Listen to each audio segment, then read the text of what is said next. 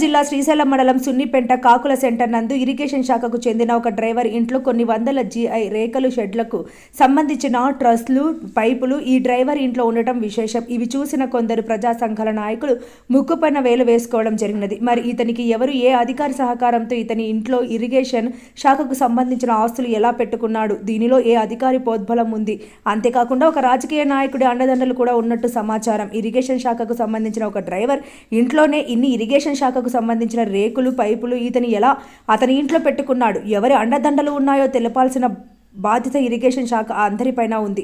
ఇతను ఒక ఇరిగేషన్ శాఖలో డ్రైవరా లేదంటే ఇరిగేషన్ శాఖ సొమ్మును తెచ్చి అతని ఇంట్లో పెట్టుకునే దానిపైన ఆధారపడి ఉన్నాడా అనే విషయాన్ని ఇరిగేషన్ శాఖ అధికారులు గమనించి పూర్తి వివరాలు తెలపాల్సిన బాధ్యత ఇరిగేషన్ శాఖ అధికారులపై ఎంతైనా ఉంది. వీడియో చూసిన తర్వాత ఎలాంటి చర్యలు ఇతనిపై తీసుకుంటారోనని ప్రజలు ప్రజా సంఘాల నాయకులు ఎదురు చూస్తున్నారు. గతంలో కూడా ఒక రిటైర్డ్ డిఈ ఇంట్లో కూడా ఇలాంటి జీఐ సీట్స్ ఉంటే మా ఛానల్ నుంచి ప్రజలకు ప్రజా సంఘాల నాయకులకు అధికారులకు తెలియజేసేలా చేశాం. కానీ ఇరిగేషన్ శాఖ అధికారులు ఎలాంటి చర్యలు చేపట్టలేదు. మరి ఇప్పుడైనా చర్యలు చేపడతారని ప్రజలు ప్రజా సంఘాల నాయకులు ఇరిగేషన్ శాఖ వారిని కోరుతున్నారు.